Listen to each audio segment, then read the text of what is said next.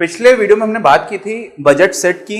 Budget set का मतलब था कि वो सारे बंडल्स जो किसी भी उपभोक्ता के लिए अवेलेबल हैं, मौजूद हैं, और ये किस किस बात पर निर्भर करता है ये हम लोगों ने देखा था। तो कुल मिलाकर के दो चीजें अगर परिवर्तित हो जाएंगी, क्या दो चीजें, तो उनमें से उनका परिणाम ये होगा कि जो उपभोक्ता का बजट सेट है वो भी बदल जाएगा। समझ रहे हैं आप? तो पहली चीज क्या है? पहली चीज तो है हमारी आय। हमारी का मतलब उपभोक्ता की आय, ठीक है। और दूसरा है वस्तुओं की कीमत। अब वस्तुओं की कीमत में से किसी भी वस्तु की अगर कीमत बदल जाए तो क्या हो जाएगा? तो जो बजट सेट अवेलेबल है, मौजूद है, जो बजट सेट का उपभोग कर सकता है कौन? उपभोक्ता, वो भी बदल जाता है। तो वस्तुओं की कीमत, अच्छा, ये हम लोगों ने पहले बात तो की थी, लेकिन इसी को एक बार फिर से ये देखते हुए कि किस तरह से अगर इनकम में परिवर्तन हो रहा है तो क्या वास्तव में परिवर्तन आता है, इसको देखते हैं। तो देखिए, हम लोगों ने क्या देखा था? हम लोगों ने देखा था जो बजट रेखा होती है उसको कैसे निकाला था? P1 X1 धन P2 X2 बराबर M था। ये था कि नहीं था? P1 क्या था? पहली वस्तु जो हमारी X अक्ष पर थी उसका दाम प्रति यूनिट के हिसाब से, एक इकाई के हिसाब से, और X1 अगर आप खरीद रहे हो तो P1 X1 आप किसमें खर्च कर रहे हो? पहली वस्तु को खरीदने में।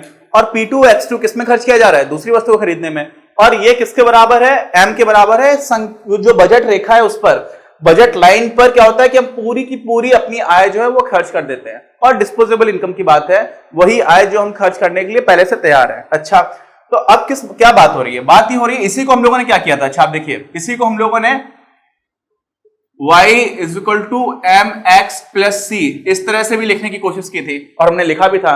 इसी को फिर से लिख देते हैं। तो y क्या था? यहां पर हमारा जो x2 है वो हम लोग y की दिशा में लिया करते थे, है ना? आपको याद होगा। देखिए,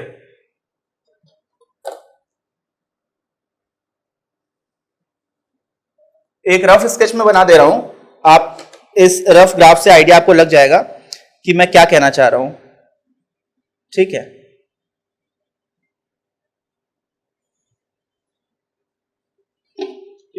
यहां पर हम लोग दूसरी वस्तु लेते थे, तो यहां पर कितनी वस्तु खरीदेंगे वो यहां पर आ जाती है आपकी दूसरी वस्तु, ठीक है। तो X2 वाली जो दिशा है वो हम इस तरफ लेते हैं, ठीक। तो उसकी कितनी मात्रा आप ले रहे हो? X2 ले रहे हो। अब X2 का मान बदलता रह सकता है, उसका अधिकतम मान क्या हो जाता है? वो हम लोगों ने देखा था M/P2 आ जाता है। वो कैसे आया था वो भी हम लोगों ने देखा था, उसी को फिर से देखते हैं। क्या किया हम लोगों ने? अब ये आपकी हो गई y की दिशा। नॉर्मली हम लोग इसको y की दिशा लेते थे गणित में, यही X2 हो गई। तो इसलिए यहां पर हम X2 के इधर रखेंगे y की जगह, और x की जगह हमारा X1 आ जाएगा। तो क्या निकल के आता है? देखिए, P2 X2 बराबर M - P1 X1। तो X2 क्या आ जाएगा?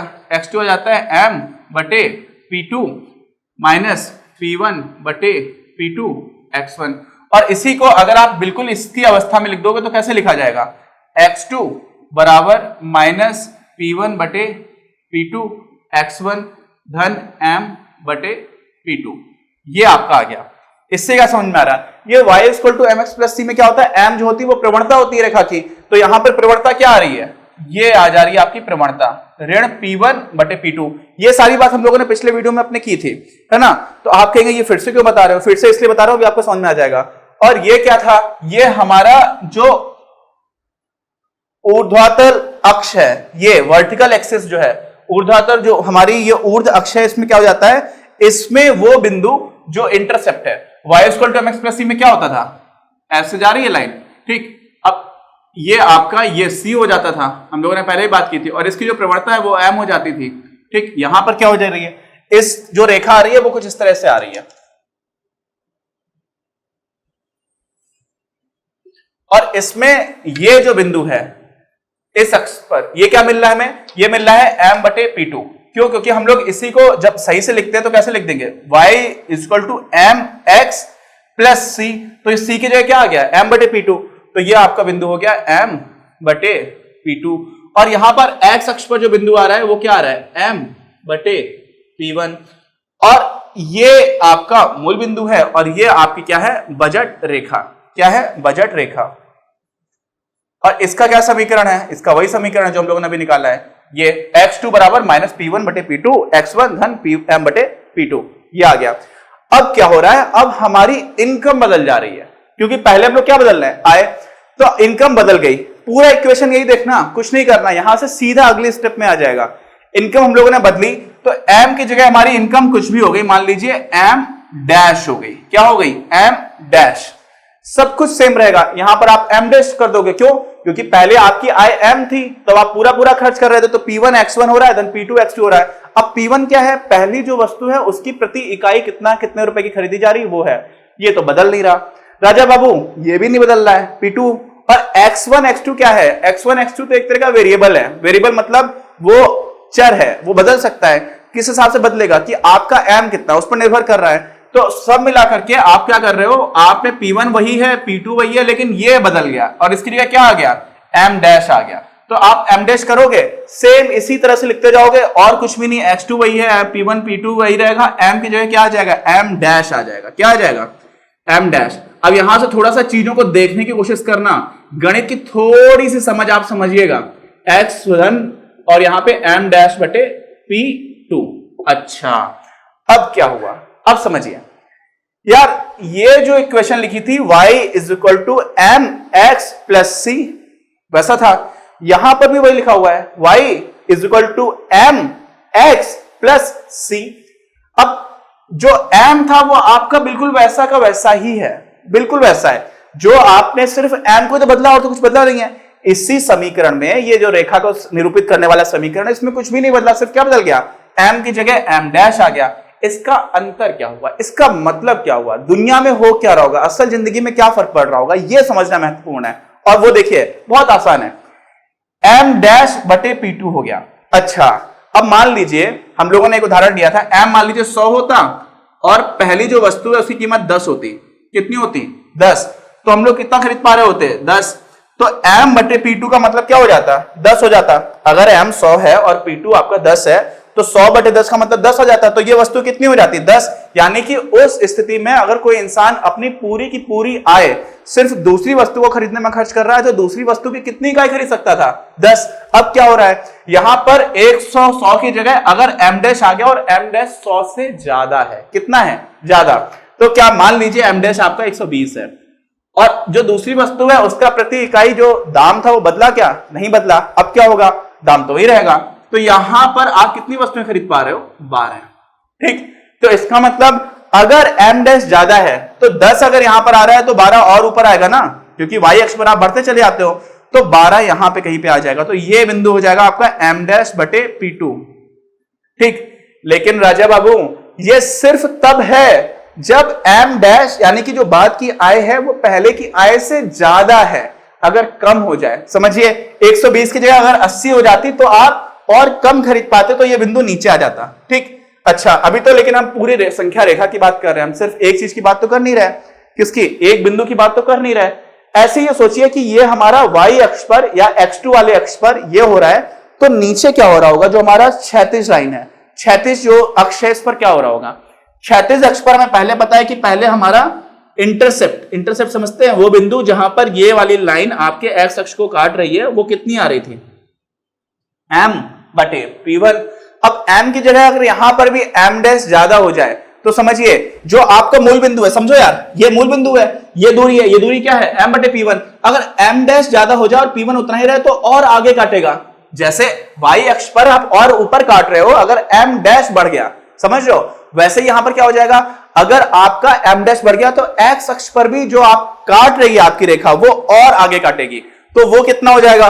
वो भी यहां पर कुछ आगे आपको मिलकर, जितना इस तरह से आपको आगे मिलेगा कि यहां m है तो यहां पर m डैश है, तो आपको कोई बिंदु जो भी मिलेगा वो आगे ही मिलेगा। ठीक है, अच्छा अब ये बताइए, आगे तो मिल गया लेकिन वो आगे यहां होगा कि यहां होगा कि यहां होगा कि यहां होगा, ये अभी थोड़ा सा डाउट हो सकता है कुछ लोगों को हो।